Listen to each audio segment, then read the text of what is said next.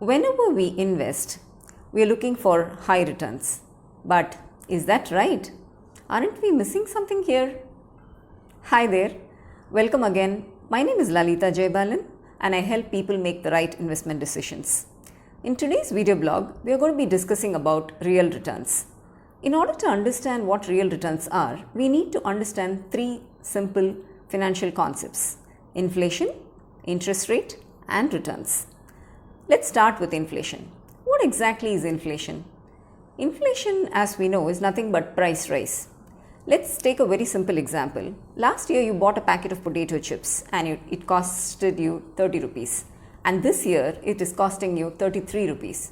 So right there you know that there is an absolute increase of 3 rupees for the same commodity, which translates into a 10% rate hike, which means that it is a 10% rate of inflation. Take a typical Indian household which uses about 460 products on a monthly basis, which we call as a common basket of goods. What we do is we measure the price rise of these combined goods from last year to this year, and that percentage increase is what is commonly known as retail inflation. Technically, it is also known as CPI or consumer price inflation. While this is a common basket of goods used by the households, there is a similar basket of goods used by industries. So what do industries do? They buy raw materials, they put the raw materials through their production and give us the finished goods. So they also have a common basket of their goods, which also go through the price rise year after year. And so their inflation is defined as wholesale price inflation. So we have these two sectors of the economy which experience different rates of inflation. So why are we going into depths with the concept of inflation? Because inflation is one of the primary determinants of interest rates. And what concerns us with interest rates? We are all savers. We bring home our incomes, we spend and we save. So when we take our savings to the bank, we would like the bank to give us as high an interest rate as possible, isn't it? However, you look at the other side of the coin, the borrowers or the entrepreneurs who come to the bank to borrow the capital in order to make a product expansion or expand their productive capacity would like the interest rate to be as low as possible. So here we have two groups of people. One, that savers who like to have a very high interest rate as return, and you have borrowers who would like to pay as little as possible in interest for their borrowed capital. So there is an inherent conflict of interest between the two groups. And how is this conflict being resolved? This is where the central bank of the country sets in, and then they moderate the expectations between these two groups so that the interest rate is not too low to discourage the saver, as well as they make sure that the interest rate is not too high to discourage the borrower from borrowing the capital and expanding their productive capacity so that they continue to keep the wheels of the economy running. Great.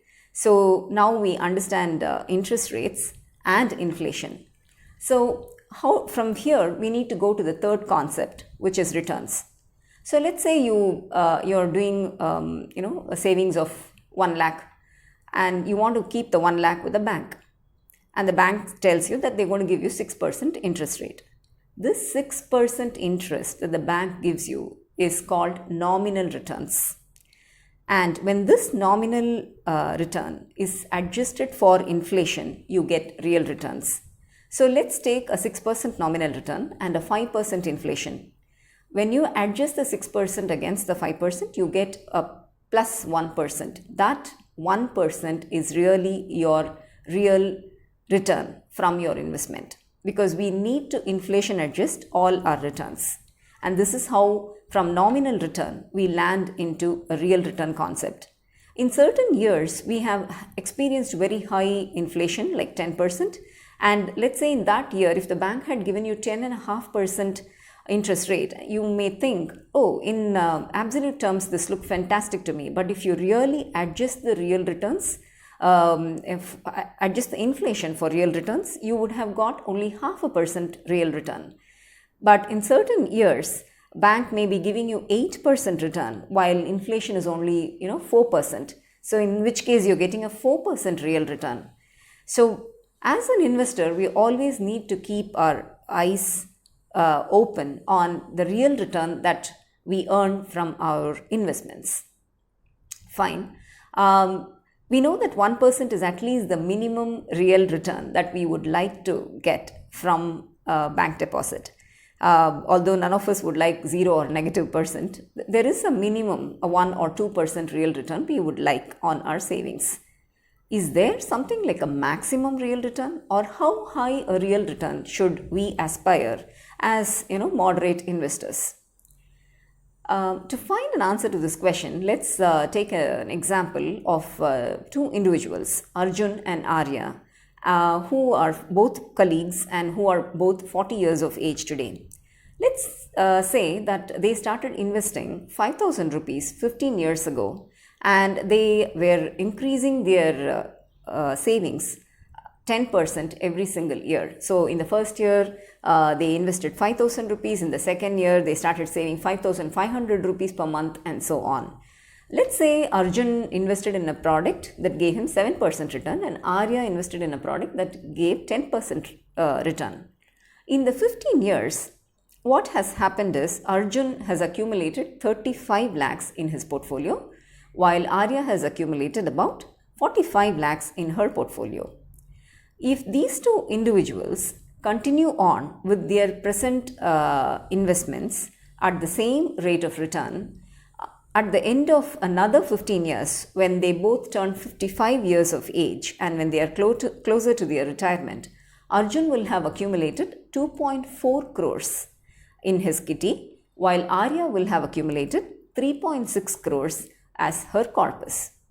While the difference between their returns appears small, 3%, if you look at their returns at the end of the 30-year investment period, it is quite substantial, isn't it? It makes for about 1.2 crores in difference. So, if you were Arjun and you are 40 years today, do you think that by changing tack from a 7% instrument to a 10% instrument, you will be able to catch up with Arya? Let's see. So, you have 35 lakhs in your portfolio today, and you are willing to take diversion and move to the 10% instrument that Arya is investing. So in 15 years time, what will happen is your corpus will have accumulated to 3.2 crores. Not bad, isn't it? Although you are not able to meet or beat Arya, even though you started 15 years late after she had started, you are still able to catch up with her. So between 3.2 crores and 3.6 crores, it's not much of a difference. It's pretty close, and it's not bad. You've really caught up very well. So is this something that you would like to do? If yes, then you will have to embark on an explorative path to do goal-based planning. So what happens in a goal-based planning is for you to understand what are your life's goals and what is your risk-taking ability and how much money you would need for each of these goals in future. Once you draw down all of these figures, then it is easy to find a mixture of financial instruments or products that can give you the desired rate of real return, which will help you fulfill all of your life goals in a very satisfactory and happy manner. Hopefully, this blog helps you understand what real returns are and what number you should be looking at. Thanks again for watching, and if to receive notices about more such videos, please click the subscribe button. Thank you.